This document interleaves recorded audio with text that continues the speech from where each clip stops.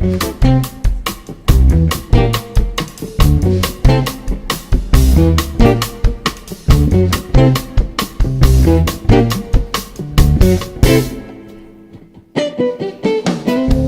nombre es Damián Rodríguez Quez, soy músico, compositor, docente y desde hace muchos años estoy en el área de la llamada gestión cultural. Soy Roser Bertrán Copini, soy licenciada en Geografía e Historia y máster en Gestión y Administración del Sistema Educativo.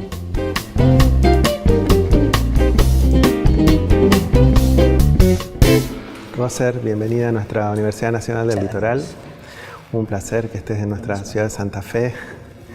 ¿Y cómo es el tránsito de una licenciada en Geografía e Historia hacia una experta en educación y ciudad creativa y formar parte de una fundación tan importante? Es un tránsito largo, pero digamos, pensado y querido. Lógicamente, cuando uno sale de la universidad, lo que piensa en aquel momento es principalmente investigar, continuar tus estudios investigando, pero ciertamente hay todo, en los que venimos del mundo de las humanidades, también hay todo un sector que es el tema de la enseñanza, de la formación, y por tanto surgió cuando surgió el dilema al acabar la carrera de que qué hacía, si investigaba o me iba hacia el mundo de la docencia. A mí que me gusta la comunicación, a mí que me gusta los retos y la innovación, me surgió la posibilidad de irme al mundo de la docencia, pero no de la docencia universitaria, sino de la docencia de lo que para ustedes sería la secundaria obligatoria o la postsecundaria obligatoria. Por tanto, conozco, me siento docente, en realidad me siento docente cuando entro en un museo, cuando estoy en una obra de teatro, siempre pienso, mis alumnos, ¿cómo lo podrían utilizar esto? Pero al cabo de los años de haber jugado, como nosotros decimos, todos los papeles de la obra, o haber tocado todos los instrumentos, tú que eres músico, dije que también merecía la pena verlo desde el otro lado. Por tanto, entonces tuve la posibilidad de irme a trabajar en un municipio cercano a Barcelona como responsable técnica, como directora técnica de educación. Por tanto, pude ver entonces de qué manera la educación, ya no solo lo que ocurre en la escuela, sino el papel que la ciudad, el papel que la ciudadanía, el papel del planteamiento estratégico de la propia ciudad puede tener para tener ciudadanos más o menos educados, más o menos personas, más o menos humanos. Y a partir de allí fue cuando fui descubriendo la importancia que tiene la ciudad en la transformación de las personas y en la educación de las personas. ¿Y uno hace la ciudad creativa nos hace a nosotros? ¿Cómo la construimos a la ciudad creativa? Mira, yo diría que incluso más que creativa me gusta hablar de creativa y educadora. Y educadora, ajá. Yo diría que es un poco como aquel cuento como mínimo que utilizamos en España de que no sabes muy bien qué es primero, si el huevo o la gallina. Pues aquí es un poco de todo. Lo que sí es cierto es que cualquier ciudadano con más o menos formación educa o deseduca y es creativo o no es creativo. Me explico. Cualquier persona, incluso con su estética, con su presencia, está creando belleza, está creando arte, y cualquier persona con sus actitudes, sus valores éticos, está haciendo que una ciudad sea más o menos educadora. Una ciudad puede ser una ciudad creativa, por ejemplo, Berlín. Sí. Yo la encuentro una ciudad creativa, mira, en una cosa muy sencillita. Fueron capaces, no sé si has estado en Berlín, pero los semáforos, sí. Las figuritas de las personas, cuando está en verde o está en rojo, no son como en el resto del mundo. Son unas personas que van con sombrero, tienen una actitud de andar. Fueron creativos en salir de la norma. Pues esto, por eso cuando me dices, ¿qué hace una ciudad creativa? El tener imaginación, el pensarse la ciudad, el ver que la ciudad ayudará a las personas a ser diferentes. Y ahí es donde interviene Porque uno generalmente dice, bueno, creación y sensibilidad lo liga con el mundo artístico, ¿no? Quizás no siempre sea así, porque los artistas también repiten y también generan cosas que no son interesantes, ¿no? Pero entonces, ¿cuál sería el rol del arte y de los artistas en este complejo mundo de una ciudad que sí se estime como educadora y donde los ciudadanos nos sintamos creciendo a medida que vamos transitando sus calles? Yo entiendo primero que el artista tiene que sentirse ciudadano. Perdón, interrupción. Ser ciudadano tiene que ver con la identidad, porque el tema de la identidad es un concepto complicado. No solo la identidad, no Bien. Solo la identidad, sino cuando yo digo ser ciudadano, quiero decir ser alguien que acepta vivir con los demás, que interactúa con los demás, que sabe, que entiende democracia, que acepta la democracia. Por tanto, este ciudadano que respeta, que ayuda, que colabora, que participa, que piensa, que crea. Claro, no es el artista puesto en un lugar externo a la sociedad, sino plenamente inmerso en ella. Que tiene que separarse, que tiene que irse arriba de una montaña para crear, no nos servirá. Tiene que ser aquel artista que entienda lo que ocurre en la sociedad, que sepa lo que le ocurre a la sociedad y que por tanto acompañe a la sociedad tal como otras personas crean esta sociedad desde otras visiones. Por tanto, si un artista no vive comprometido con su ciudad o con el territorio, su función social es muy limitada, es verdad. Para mí. Claro. Y entonces, ¿crees en el trabajo conjunto dentro de las aulas, ya sea en lo que nosotros llamamos el nivel primario, el secundario, obviamente dentro de la universidad, entre el ser creador, que puede ser o no artista, y obviamente el funcionario, el educador formado para educar, y ese trabajo se puede pensar de manera colectiva? Claro. La idea de separar educación y cultura es un poco difícil, ¿no? Porque en realidad el arte no, ya sé que hay facultades de arte, pero el arte no se aprende, el arte es una parte más de nuestras expresiones. Por tanto, el artista tiene la escuela se tiene que entender como un espacio de creación y se tiene que entender la escuela también como un espacio en el cual conjuntamente el artista puede crear conjuntamente con los estudiantes, con los alumnos y con los profesores. Claro. La escuela tiene que ser un equipamiento cultural. Me cuesta mucho de entender aquellas escuelas que ocurre. Aquellas escuelas que cuando se acaba el horario escolar se cierran y ya hasta el día siguiente no vuelve a ocurrir nada en aquella escuela. La escuela tiene que ser un espacio de creación, tiene que ser un espacio abierto al barrio. De participación. De participación. Claro.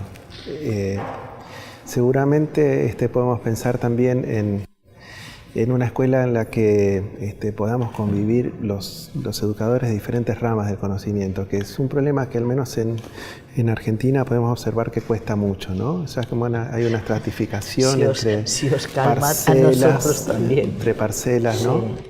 A nosotros también estamos en ello, pero nos cuesta mucho de aceptarlo. Cuesta mucho aceptarlo por algo que también nos ha marcado a todos los docentes, que es el concepto libertad de cátedra, que tiene todo el valor del mundo, pero a su vez también nos ha hecho bastante daño.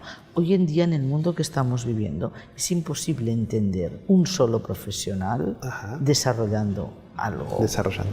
Claro. El médico, una cosa es para curar un resfriado, pero cuando hay una enfermedad importante, es un equipo de médicos con conocimientos diversos los que harán el diagnóstico y los que te acompañarán en la evolución y la mejora de aquella enfermedad. A mí me cuesta cada vez más entender que un maestro o una maestra sola en el aula lo van a poder hacer Puede hacer todo. No, en el aula tienen que entrar conocimientos diversos. El maestro, la maestra, tiene unos conocimientos, pero en realidad el maestro y la maestra cada vez nos estamos convirtiendo más en mentores, en acompañantes, en tutores de este aprendizaje, porque el aprendizaje no está solamente en la clase, en el aula. El aprendizaje está en muchas partes, está en Internet, está en la calle, está en la convivencia con otros estudiantes, con otras culturas. Piensa que, por ejemplo, nosotros en Barcelona hay escuelas, principalmente en la zona cercana al puerto de la ciudad, que en una sola clase se pueden hablar 14 lenguas diferentes. 14 lenguas diferentes. Con 4 dioses distintos, con 5 maneras diferentes de comer. Por tanto, un maestro solo, por muy bien formado que esté en su facultad, haya salido de la facultad, necesita a otras personas que lo acompañen en la gestión de este conocimiento en el aula, porque es que no es literalmente imposible. Claro. Tiene que haber mediadores, tiene que haber artistas, tiene que haber incluso la propia familia, porque no puede entrar en el aula. Tenemos que entender que el aula tiene que ser un ágora de aprendizaje. Un espacio de encuentro, como dirían los griegos, ¿verdad? Exactamente. Bien, vamos a seguir entonces en el próximo bloque profundizando sobre el rol de la universidad en todo esto. Para la Universidad Argentina es muy importante discutir, rediscutir y poner en superficie su relación con el territorio. Es importante pensarnos permanentemente en una universidad abierta, incluida e inclusiva, y obviamente dentro del área que me toca más de cerca es repensar la universidad en términos de la educación artística al interior de la universidad y de la universidad hacia el territorio, y en este ida y vuelta que es tan importante y que necesitamos siempre repensar.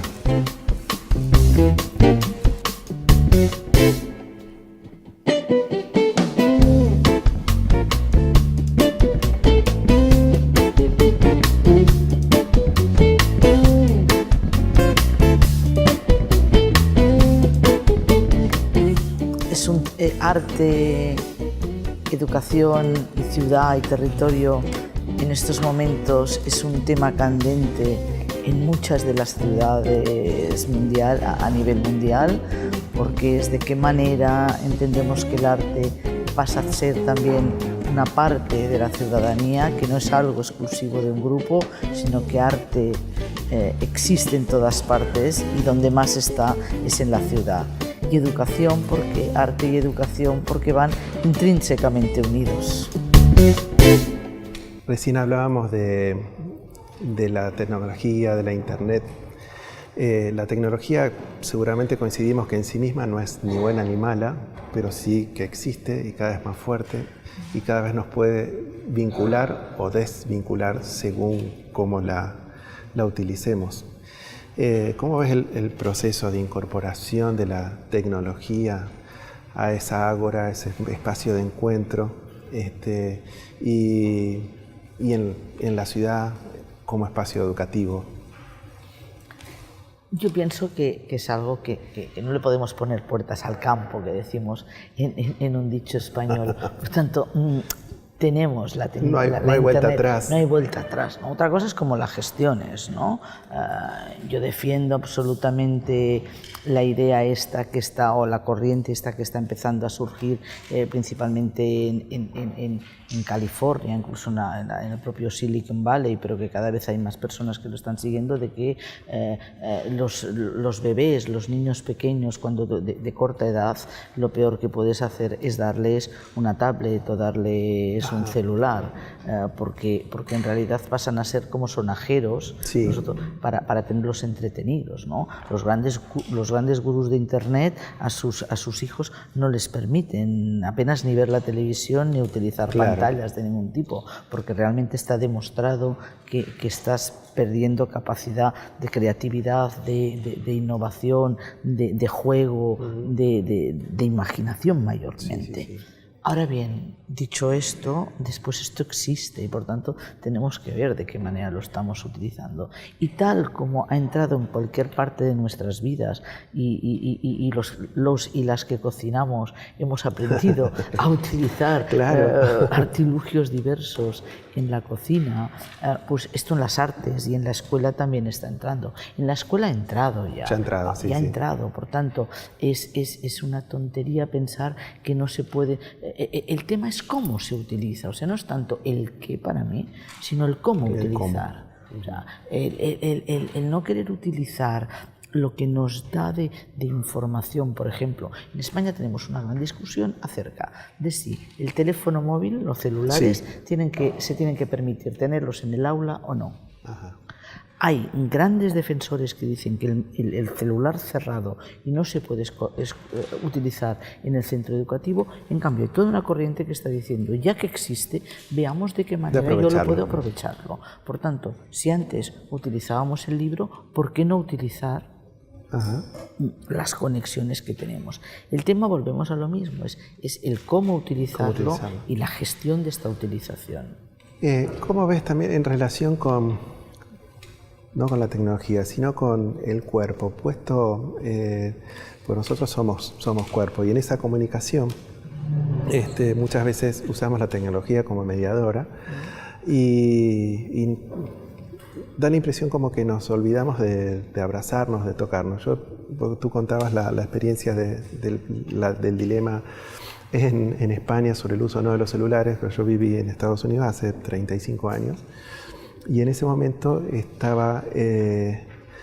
se empezaba a no tocar la gente en relación ni siquiera con el abrazo, con un saludo o dar la mano, ni siquiera eso. Y en este momento me parece que ya se llegó a un extremo en el que es como que el respeto por el cuerpo del otro es fantástico, pero hay un peligro de incomunicación o de distancia.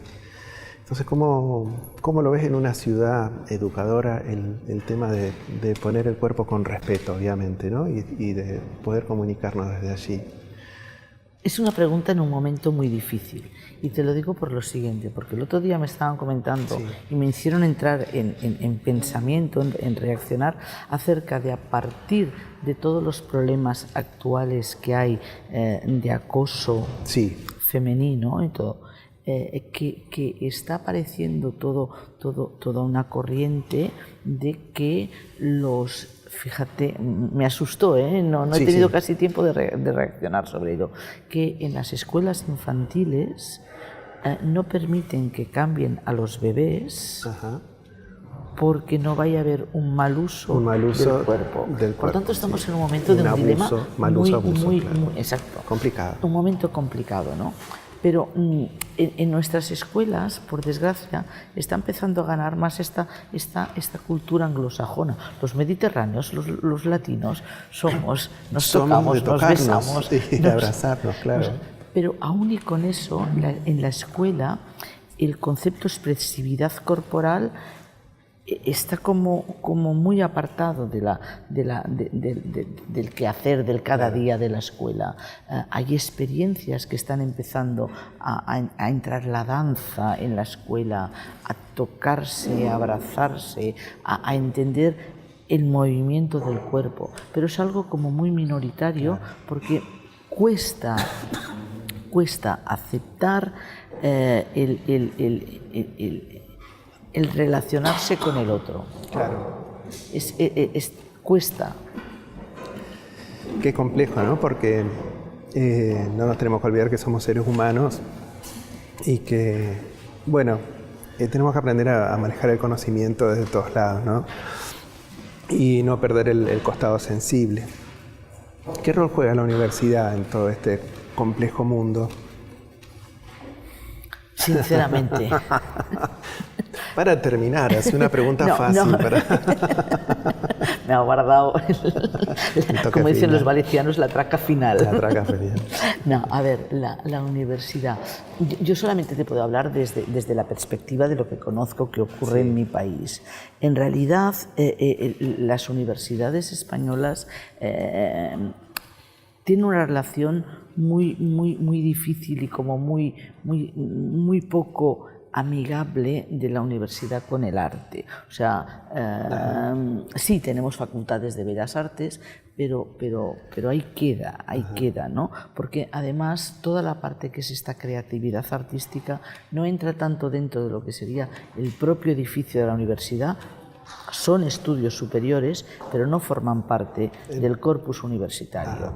Por ejemplo, en Barcelona pues tenemos una magnífica, o en Cataluña tenemos una magnífica escuela superior de música, tenemos un estupendo instituto superior de teatro y danza, tenemos una magnífica, no en la propia en la ciudad, pero en una ciudad cercana hay un magnífico instituto superior de audiovisuales, pero por tanto nos es difícil entender que a los profesores de universidad y a los propios, pero yo diría que más a los profesores que a los estudiantes, les es difícil entender que la universidad, aunque tú vayas a ser un ingeniero, hay toda una parte artística en esta ingeniería. Hay una separación, hay voluntades, hay intentos, pero es difícil hablar de arte y universidad si no lo entiendes exclusivamente desde la óptica de la docencia, pero no de la creatividad. Sin embargo, el desafío, digamos, al mañana, que es mañana, en horas, es poder encontrar esos puntos de encuentro, ¿verdad? Estaba escuchando en la radio de que prontamente van a aparecer imágenes de un agujero negro que se descubrió que es 4 millones de veces más grande que el Sol, bueno, esas cifras que a uno no le entran en la cabeza, y que convocaron los físicos tuvieron que convocar a artistas para explicar y para poder realizar una imagen de ese agujero negro que no se puede fotografiar. Entonces, bueno, quizás el desafío sea buscar puntos en común en los cuales podamos trabajar juntos, y seguramente la ciudad es uno de ellos, ¿verdad? La ciudad es uno de ellos. Mira, a mí me gusta siempre recordar la frase que Ken Robinson, uno de los referentes en temas de educar en la emoción, en las emotividades, en las sensibilidades, en el arte, en la escuela. Ken Robinson dice que bailar es tan importante como sumar. Claro, sí. Pero esto lo tiene que entender la escuela, la universidad. La universidad. Lo tiene que entender la familia, porque las familias todavía continúan pensando que es más importante la materia, el que sepa hacer una derivada. Claro, una integral, una derivada. Más. Que después en la vida algunos lo usarán, pero los otros no lo hemos vuelto a usar nunca más. Por tanto, la ciudad, el papel que tiene que jugar en esto es precisamente acompañar a la escuela, a la academia, acompañarla en esta creatividad. Tú puedes tener una ciudad más o menos educadora a partir de, por ejemplo, el valor que des a los grafitis de la ciudad. Si la ciudad lo entiende, los grafitis, como un ensuciar la ciudad, frente a aquella ciudad que entiende que tiene que dejarles espacios de expresión a los grafiteros, y por tanto darles la posibilidad de que expresen su arte. Hay experiencias magníficas con, no sé cómo lo llaman ustedes, con las persianas, lo que cierra las tiendas por la noche. Hay ciudades... Se transforma la ciudad, de día es una cosa, de noche es otra. Claro, pero si tú, o los domingos, pero si tú das a estos artistas, les das la posibilidad de que pinten aquellas persianas con lo que ellos quieran, con lo que acuerden con el comerciante, desde si es una barbería, pues, o un dibujo abstracto, la ciudad te va a cambiar por completo. Claro. Por tanto, la sensibilidad artística, la ciudad acompaña a crearla como tal. Puedes tener una ciudad gris o puedes tener una ciudad coloreada. Hay un ejemplo precioso cerca también de Barcelona, en Girona, 100 kilómetros al norte de Barcelona, que durante toda una semana al año hacen lo que ellos denominan tiempo de flores. Por tanto, toda la ciudad toda la ciudad se implica en decorar con flores las calles, los jardines interiores de las casas, la propia universidad, y es un movimiento ciudadano que ha aportado una riqueza a la ciudad importantísima, porque hay muchísimas personas que durante aquella semana, yo no he podido ir porque estoy aquí mientras, vamos a ver la ciudad, cómo se ha transformado. Muchísimas gracias, Rosé. A vosotros. Muy bueno.